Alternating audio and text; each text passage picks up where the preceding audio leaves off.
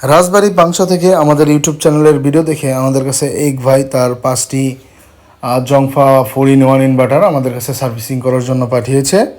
5টি ইনভার্টারের ভিতরে 1000 ওয়াটের ইনভার্টার আছে, 2000 ওয়াটের ইনভার্টার আছে এবং কপি ভার্সন 1000 ওয়াটের ইনভার্টার আছে। আমরা 2000 ওয়াটের ইনভার্টার দিয়ে সার্ভিসিং শুরু করি এবং 2000 ওয়াটের ইনভার্টারটির সার্ভিসিং করি।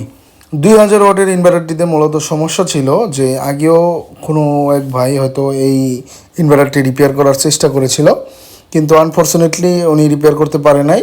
এইখানে মসফেট খোলা ছিল, মানে ডিসি থেকে এসি সেকশনে এটা কাজ করতো না।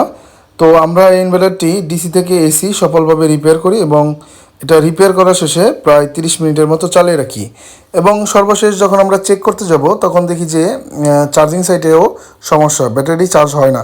পরে আমরা চার্জিং সাইটটা রিপেয়ার করি এবং রিপেয়ার করার শেষে আমরা কাস্টমারের সাথে কথা বলে এই ইনভার্টারটি তার কাছে পাঠিয়ে দেওয়ার ব্যবস্থা করি।